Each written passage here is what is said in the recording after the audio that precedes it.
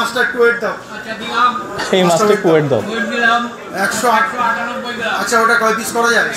মানে 158 গ্রাম এক পিস মাছ ওয়েট করতেছে এবং এটাকে বলতেছে কয় পিস করা যায়। কমেন্টও করছে যে দাদা এত মাছ নিলেন, বাসায় অনুষ্ঠান আছে নাকি? আরে খোদা রে, 200 গ্রাম মাছ 200 পিস করতে হবে ফকিন্নির গড়ে। ফকিন্নিরা প্রতি মিনিটে 350 রাউন্ড গ্রেনেড মানে এটা দিয়ে ফায়ার করা যায়। দেখছেন মানে ধোঁয়া হয়ে গেছে পুরা।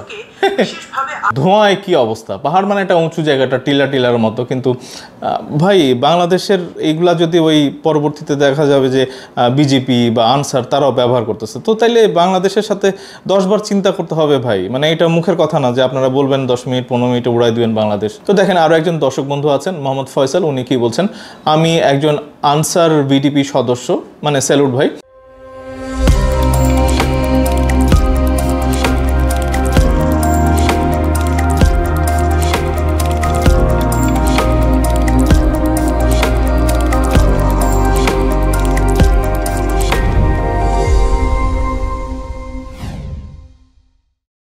আসসালামু আলাইকুম বন্ধুরা, কেমন আছেন? আমি এনাম, আশা করি সবাই ভালো আছেন আর কি। তো আজকে বাংলাদেশের সেনাবাহিনী তারা অত্যাধুনিক অটোমেটিক গ্রেনেড লঞ্চার ব্যবহার করে। তো বন্ধুরা আপনারা অনেকেই একমত হবেন, আমরা যখন স্কুলে পড়তাম ছোটোবেলায় আর কি, তো তখন টার্মিনেটর 2 আসছিল এবং মারাত্মক একটা সিনেমা, এবং তখন আর্নল্ড শোয়ার্জনেগারকে আমরা চিনলাম এবং তার সাথে থাকা সেই গ্রেনেড লঞ্চার দিয়ে উনি যখন ফায়ার করতেছিলেন এই মুভিতে আর কি। তো এই জিনিসগুলো আমাদের কাছে একেবারে অন্যরকম লাগছিল। তো সেই গ্রেনেড লঞ্চারের একটা ছোট ভিডিও ক্লিপ এবং ছোট সংবাদ আছে, বাংলাদেশ সেনাবাহিনী তারা ব্যবহার করতেছে এবং এটা অবশ্যই ভালো লাগার একটা বিষয়। এবং অবশ্যই আপনাদের কিছু কমেন্ট পড়বো, একেবারে 2-3টা হাতে গোনা কয়েকটা কমেন্ট পড়বো, এবং ভারতের দাদাবাবু বলতে নিষেধ করছেন আপনারা, এবং যারা বাংলাদেশকে কাংলু বলে, বাংলাদেশ বলে, কাঙ্গালি বলে, তা আমি বন্ধুরা বলেছি যে তাদেরকে ওই আপনারা নানা নামেই ডাকেন আর কি, কিন্তু আমি সবাইকে বলেছি যে তাদেরকে কাংলিয়া ডাকতে আর কি। কাংলিয়া মানে হচ্ছে ইন্ডিয়া, এবং ভারতবাসী অনেকে আমাদের বন্ধু আছেন আর কি বাংলাদেশকে সাপোর্ট করেন, কিন্তু যারা বাংলাদেশকে কাংলিয়া বলেন, অবশ্যই তাদের জন্য একটা তাদের দেশের নাগরিকের একটা ভিডিও আছে, সেই ভিডিওটা ভাইরাল হয়েছে এবং আমরা সেই ভিডিওতে দেখতে চাইবো যে কয় কোটি টাকা নিয়ে কত বড় হাঙ্গর বা তিমে মাছ কিনতে যাচ্ছেন আর কি তারা। তো অবশ্যই খুব একটা ফানি ভিডিও, আমার মনে হয় যে ভিডিওটার সাথে থাকবেন, শেষ পর্যন্ত থাকবেন, এবং যত পারবেন অবশ্যই যারা আমাদের বাংলাদেশের পক্ষের মানুষ, স্বাধীনতা সার্বভৌমত্বের পক্ষের মানুষ, অবশ্যই আপনারা এই চ্যানেলটাকে প্রমোট করার জন্য শেয়ার করবেন, বেশি বেশি করে শেয়ার করবেন। দাদাবাবু কাকাবাবু আমরা তাদেরকে বলতে চাই না, এবং বাংলাদেশের সামরিক বাহিনীর উন্নয়নে তারা যে অখুশি হয়, তারা যে জ্বলে আর কি, তো তাদের জ্বলতে সাহায্য করবেন, বেশি বেশি করে শেয়ার করবেন এবং লাইক কমেন্ট করবেন আর কি। তো বন্ধুরা আসেন আমরা ভিডিওটা শুরু করি। তো বন্ধুরা আপনাদের মনে আছে যে টার্মিনেটর 2 এবং আর্নল্ড শোয়ার্জনেগার নামটা কঠিন আর কি, এখনও বলতে কষ্ট হয়। এবং দেখেন এই সেই ভিডিও ক্লিপ আমরা দেখতেছিলাম যে ভিডিওটার অলমোস্ট একেবারে শেষ পর্যায়ের দিকের কিছু গুরুত্বপূর্ণ মানে মারামারির একটা সিন, এবং T-800 উইথ মিনিগান। তো এইটা আমি একটু খোঁজ করতে চাইলাম যে এইটা জিনিসটা কি, যে T-800 মিনিগান এটা কি। এবং এখানে যখন আমি এআইকে জিজ্ঞেস করলাম, সে বলতেছে যে, আমি জিজ্ঞেস করলাম যে T-800 ইজ ইট গ্রেনেডস, তো সে বলতেছে yes, A T-100 has been shown with grenades with grenade launcher in the films. মানে আমরা দেখছিলাম যে সেই সময় আর্নল্ড শোয়ার্জনেগারের হাতে এরকম একটা গ্রেনেড লঞ্চার ছিল। তো এটা অটোমেটিক ছিল না, এটা ম্যানুয়াল ছিল, এবং বুলেট গ্রেনেড ঢুকাচ্ছিলেন এবং উনি এক একটা ফায়ার করতেছিলেন, এবং সেই গাড়িগুলি, কারগুলি, পুলিশের গাড়িগুলি উড়ে যাচ্ছিল। তা আসেন আমার মনে হয় যে সেই পুরনো স্মৃতিটা ইয়াং জেনারেশন জেনজি অনেকেই এগুলি দেখেন নাই আর কি, বাট দেখলেও হয়তো এগুলিকে এখন তারা বোর ফিল করে। বাট আমরা ওইরকম আমাদের একটা থ্রিলার এবং চার্ম হওয়ার কিন্তু অনেক জায়গা ছিল আমরা যারা দেখছি ওই সময়। এবং এই টার্মিনেটর 2-3 এগুলো কিন্তু পরবর্তীতে সারা পৃথিবীতে ব্লকবাস্টার মুভি হয়, এবং পরবর্তীতে এই সিনেমা করে আর্নল্ড শোয়ার্জনেগার উনি কিন্তু একটা রাজনৈতিক ফিগার হয়ে গেছিলেন আমেরিকায়। তো দেখেন আমরা আসলে একটু ভিডিওটা একটু দেখি, একটু ক্লিপ দেখবো, কারণ হচ্ছে যে মানে কপিরাইট আটকে গেলে কিন্তু ভাই কষ্টের শেষ থাকবে না। তো এইটা দেখানোর উদ্দেশ্য হচ্ছে যে T-100 উইথ মিনিগান, এখানে ওই মানে গ্রেনেড লঞ্চারটা কী জিনিস এটা আমরা তখনই দেখতে পাইছিলাম আর কি। এবং এই ফায়ারিংয়ের এই যে গ্রেনেড লঞ্চার, এইটা কিন্তু আমাদের একটা ড্রিম একটা ওয়েপন ছিল। আমরা তো আসলে ছোটোবেলায় খেলাধুলা করতাম এবং অস্ত্র দেখলেই ভালো লাগতো আর কি। তো দেখেন এইটা অবশ্য বাংলাদেশ সেনাবাহিনীর গর্বিত মানে দেশপ্রেমিক সেনাবাহিনী, তারা কিন্তু এটা ব্যবহার করতেছে এবং তাদের কাছে অটোমেটিক গ্রেনেড লঞ্চার আছে, এবং সেটার ব্যাপারেও কিন্তু বলবো। এই একটা ভিডিও আসছে সাথে এবং সামনে, এবং অবশ্যই এবং দেখেন বাংলাদেশের কাছে যেই অটোমেটিক গ্রেনেড লঞ্চারটা সেনাবাহিনী ইউজ করতেছে, এই কোম্পানিটার নাম হচ্ছে এসটি কাইনেটিক্স কর্পোরেট, KNOATA তো তারাও ওই বাংলাদেশের সেনাবাহিনী নিয়ে এটা ক্নোয়াটা বা যাই হোক এটার উচ্চারণটা কী হবে আই ডোন্ট নো, বাট তারাও কিন্তু বাংলাদেশের সেনাবাহিনীর মানে সামরিক বাহিনীর বিভিন্ন গুরুত্বপূর্ণ খবর দেয় আর কি। তো এখানে তারা নভেম্বর 20 তারিখ এরকম একটা নিউজ করেছে যে বাংলাদেশের সেনাবাহিনীর হাতে নতুন আগুনঝরা অস্ত্র।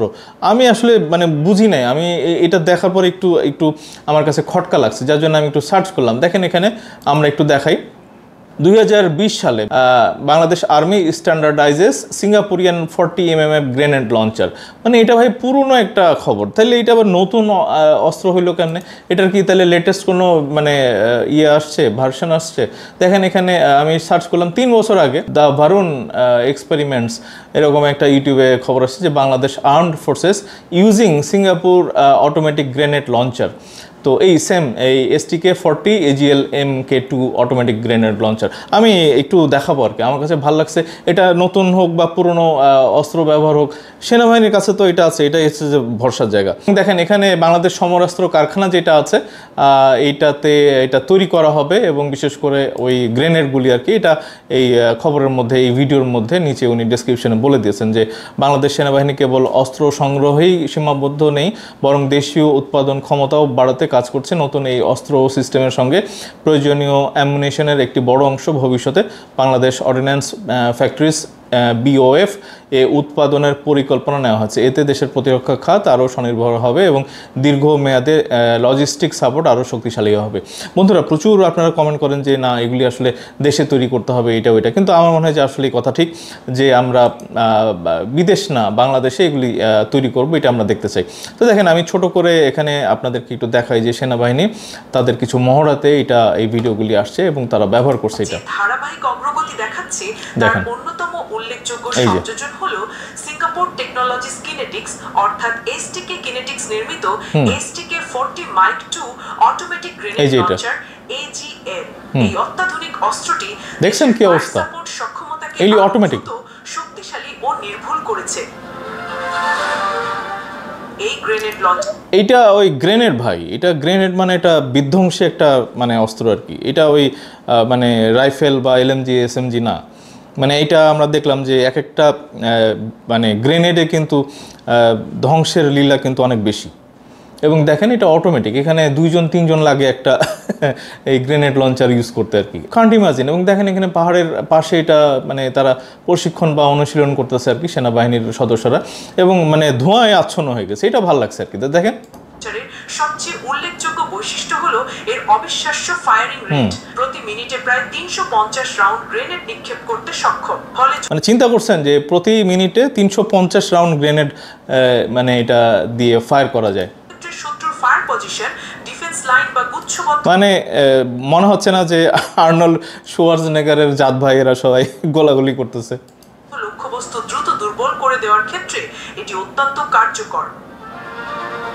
এটি সর্বোচ্চ কার্যকর রেঞ্জ 2.2 কিলোমিটার, যা সাধারণ 40 মিলিমিটার গ্রেনেড লঞ্চারগুলোর তুলনায় অনেক বেশি। দীর্ঘ দূরত্বেও লক্ষ্যবস্তুতে নির্ভুল আঘাত করার ক্ষমতা দেখছেন। মানে এই জায়গাটাতে দেখেন মানে পাহাড়ের মধ্যে ধোঁয়ায় কি অবস্থা। পাহাড় মানে একটা উঁচু জায়গাটা, টিলার মতো, কিন্তু ভাই বাংলাদেশের এইগুলা যদি ওই পরবর্তীতে দেখা যাবে যে বিজেপি বা আনসার তারাও ব্যবহার করতেছে, তো তাইলে বাংলাদেশের সাথে 10 বার চিন্তা করতে হবে ভাই। মানে এটা মুখের কথা না যে আপনারা বলবেন 10 মিনিট 15 মিনিটে উড়াই দিবেন বাংলাদেশ, এটা কিন্তু মানে মুখের কথা না আর কি।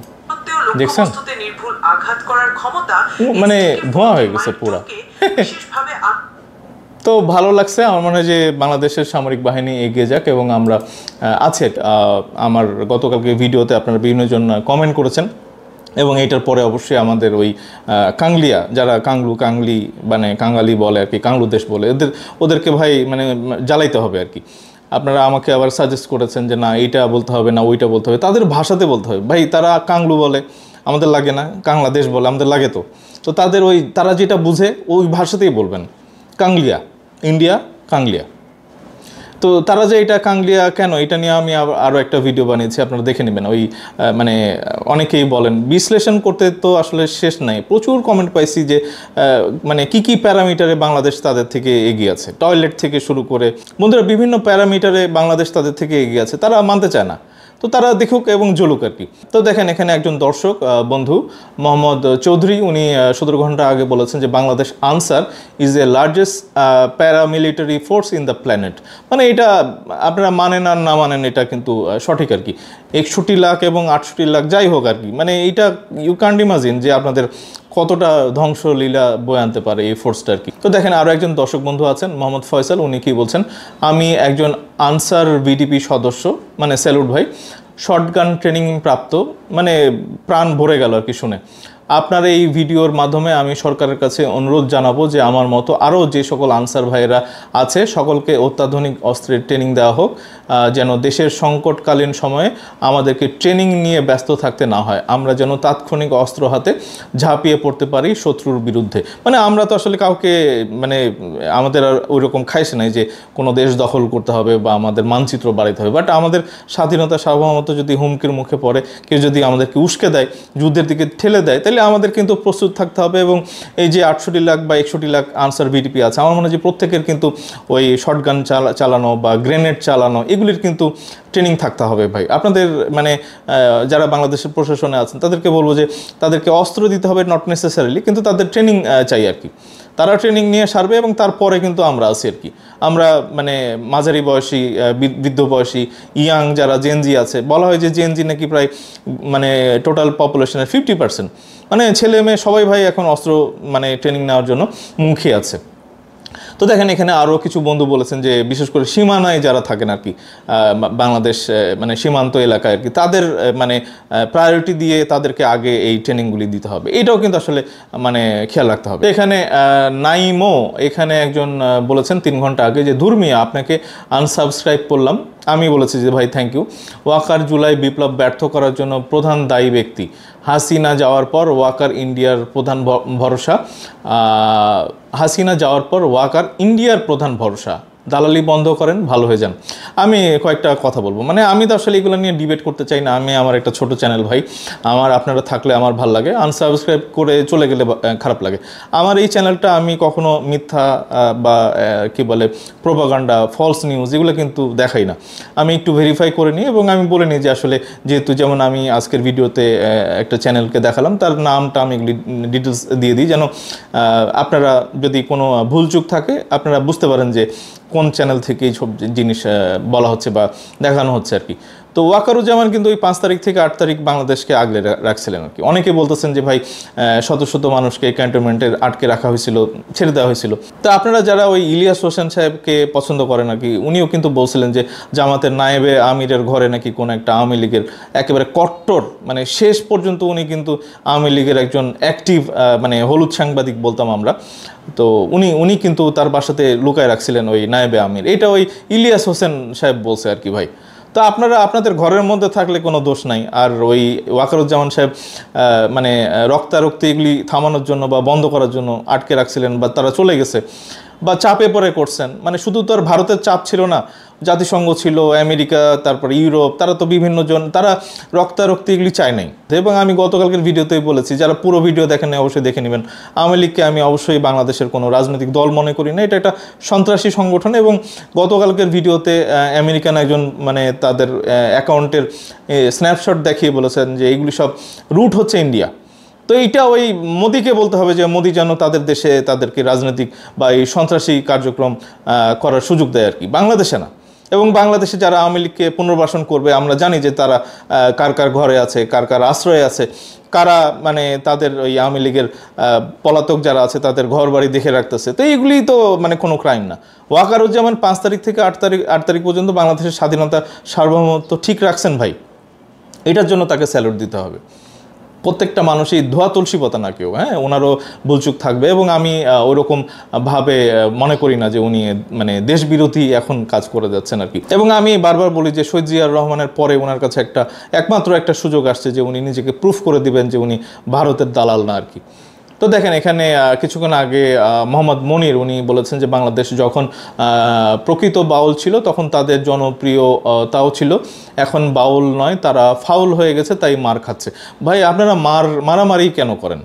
আমার মূল কথা সেটাই যে বাউল তারা মানে তাদের মধ্যেও যে অপরাধী থাকতে পারে এটা তো হতেই পারে, বাট তৌহিদি জনতা তারা কি করতেছে? তারা কি শুধু বাউল পিটাইছে গত একদিন দুই দিনের মধ্যে? তারা বাংলাদেশে হেন কোনো মানে ভারতের পক্ষে কাজ নাই তারা করতেছে না।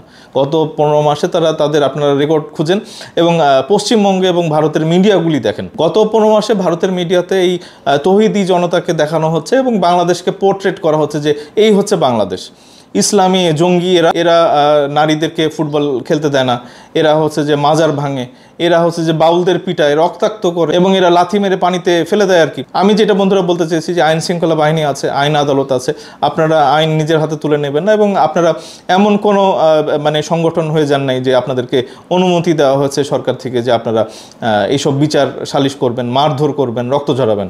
আপনাদের সবার কাছে অনুরোধ যে সবাই মিলে যেন আমরা সমাজে টিকতে পারি এবং সেভাবেই আসলে পরমত সহিষ্ণুতা কিন্তু ঠিক রাখতে হবে এবং একসাথে বসবাস করার, প্রত্যেকটা সমাজেই ভিন্ন মত থাকবে এবং এই ভিন্ন মতের মানুষদেরকে নিয়েই বসবাস করতে আমাদের ইসলাম শিখিয়েছে আর কি। তো বন্ধুরা আসেন আমরা একটা ক্লিপ দেখি। শম্ভু পাল উনি বলতেছেন যে 200 গ্রাম এক পিস কাতলা কাকা 6 টুকরো করে দিল।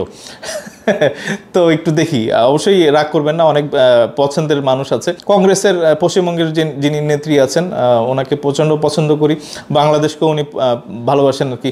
মমতা ওই কয়েকবার আউল ফাউল কথা বলেছে, ওনার ফলোয়ার যারা আছেন তারা বাংলাদেশকে নিয়ে বুলি করে না, এই বিজেপির যারা আছে তারা বাংলাদেশকে নিয়ে দুই চোখে দেখতে পারে না, কাঙ্গালি বাংলাদেশ এইসব তারাই বলে। তো আপনাদের জন্যই এই ভিডিওটা দেখানো আর কি। আসলে আমরা শুরু করি। এই মাছটা একটু ওয়েট দাও। এই মাছটা একটু ওয়েট দাও। 198 গ্রাম। আচ্ছা ওটা কয় পিস করা যায়? মানে 158 গ্রাম এক পিস মাছ ওয়েট করতেছে এবং এটাকে বলতেছে কয় পিস করা যায়। তো এটা 6 পিস করতেছে, এটা একটু দেখি। হ্যাঁ 198 গ্রাম। আচ্ছা ওটা কয় পিস করা যায়? স্ট্যান্ডার্ড 4 পিস 6 পিস যে যেরকম করে যার যেরকম দরকার। আচ্ছা ওই 200 গ্রাম মাছ 6 পিস করা যাবে? করা যাবে। আচ্ছা তাহলে নাও দিয়ে কাটো সুন্দর করে কেটে দাও। সুন্দর করে কাটতেছে, কাটো বন্ধুরা দেখুন 6 পিস করেছি।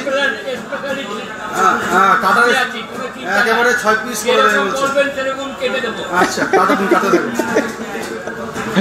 এই উজ্জ্বল ডুবাইলো ভাই। 200 গ্রাম হয়নি, তাও মাছটা কি 6 পিস হবে? একদম করে দাও। 200 গ্রাম হয় নাই, কয় পিস লাগবে বের করে দাও। এই তো কাকা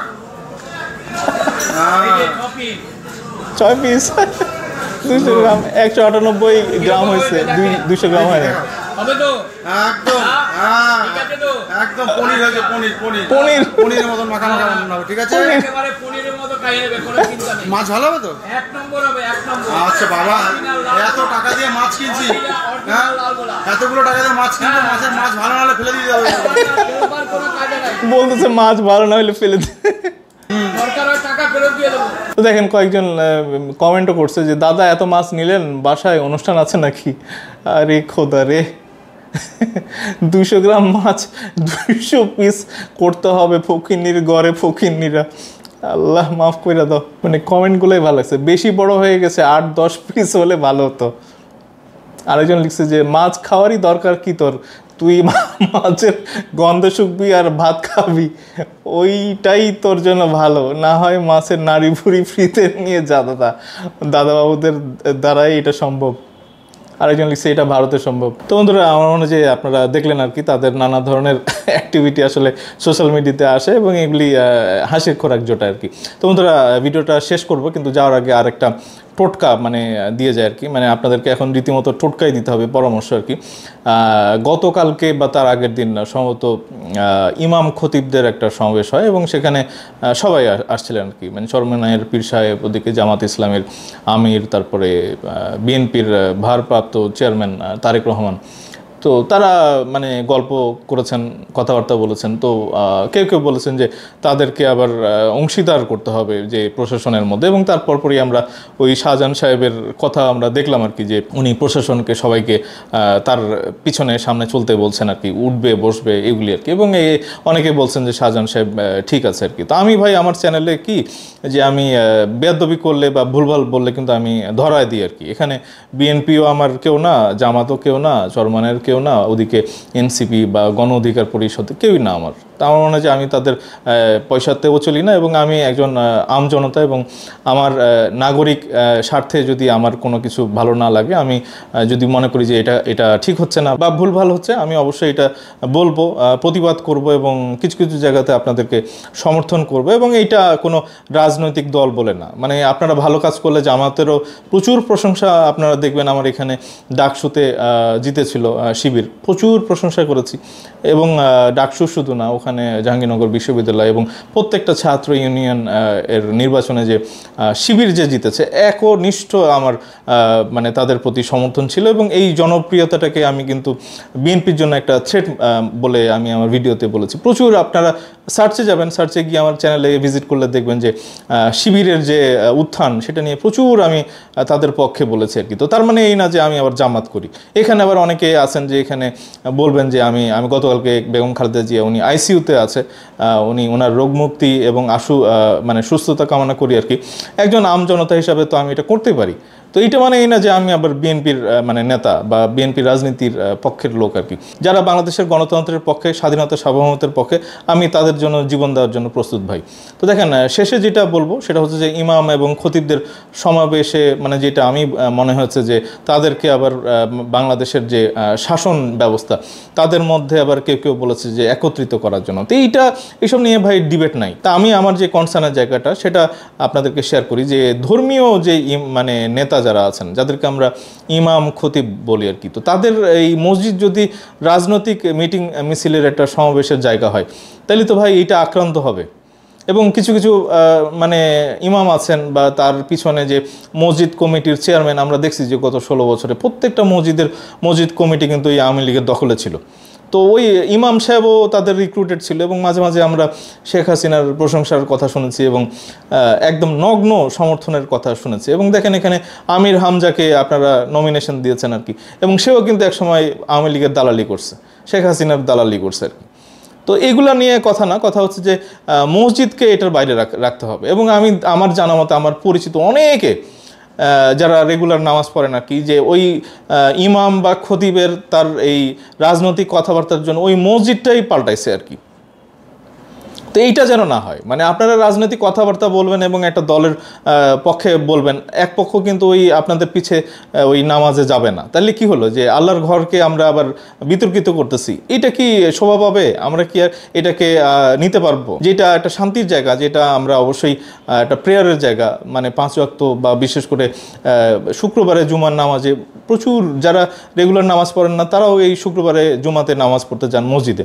তো এখন আপনারা ওই মসজিদে কেউ বলবে জামাতের কথা, কেউ বলবে বিএনপির কথা, আপনারা তো ভাই বিএনপির মানে খতিব বা ইমামের পিছনে দাঁড়াবেন না। আবার এক পক্ষ বলবে যে ভাই এ তো রাজাকার, এ তো জামাত ইসলামী, এর পিছনে কেন দাঁড়াবো। আবার আর এক পক্ষ বলবে যে চরমনায় পীর তো 16 বছর আওয়ামী লীগের দালালি করছে, এটা ভারতের দালাল, ওর পিছনে কেন নামাজ পড়বো। আমার মূল কথা বন্ধুরা, এই মসজিদকে রাজনৈতিক এই কারবার থেকে মানে বিশৃঙ্খলা থেকে আপনাদেরকে মুক্ত রাখতে হবে। আপনারা ওই ওয়ার্ড কমিশনার পদে এদেরকে দাঁড়াইতে বলেন, ওই চেয়ারম্যান পদে দাঁড়াইতে বলেন, তাদের যদি যোগ্যতা থাকে ওই আমির হামজার মতো তারা নমিনেশন নিয়ে এমপি ইলেকশন করুক।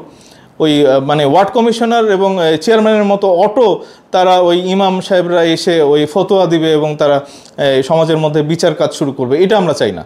সাকিব আল হাসানকে আপনারা দেখছেন না যে খেলার ময়দানে আওয়ামী লীগ কীভাবে বিতর্কিত করছে, দেশ ছাড়া হয়েছে ভাই।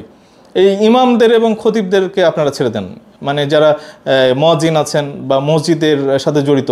এবং আমি তো বলবো যে ওই মসজিদ কমিটির মধ্যে আপনাদের একটা রুল থাকা উচিত যে প্রত্যেকটা রাজনৈতিক দলের লোকজন আওয়ামী লীগ ছাড়া তারা থাকবে আর কি। মানে তাদের পিছনে যদি এখানে বিএনপি, জামাত এবং চরমনাই এগুলি সবাই এনসিবি সবাই যদি তাদের একজন দুইজন করে এখানে কমিটিতে থাকে এবং তারা এই মসজিদ কমিটির মধ্যে থাকে, আমার মনে হয় যে এটা একটা গণতান্ত্রিক একটা জায়গা হোক। মানে ইসলাম তো অবশ্যই আছে, কিন্তু কেউ যেন বলতে না পারে যে এই মসজিদটা জামাতের লোকজন চালায়, এই মসজিদটা বিএনপির লোকজন চালায়। এরকম হলে কিন্তু ভাই বিপদ। এবং কিছু কিছু মানুষ যে এরকম পার্টিকুলার কিছু মসজিদে নামাজ পড়েন না, এটা আপনারা আপনাদের চারপাশে যারা আছেন তাদের মধ্যে একটা সার্ভে করলেই বুঝতে পারবেন। তো বন্ধুরা এখনকার মতো এইটুকুই, ভিডিওটা বড় হয়ে গেল, লম্বা হয়ে গেল। যারা নতুন দেখতেছেন অবশ্যই চ্যানেলটা সাবস্ক্রাইব করতে ভুলবেন না, লাইক করবেন, কমেন্ট করবেন এবং এতটা বেশি শেয়ার করবেন যেন ওই যারা আমাদের কাংলু বলে, কাংলাদেশ বলে, যারা ওই কাংলিয়া দেশের মানুষ আর কি, আমি তাদেরকে কাংলিয়া বলতে বলছি, তাদের কাছে অবশ্যই পৌঁছে দেওয়ার দায়িত্ব আমাদের দেশপ্রেমিক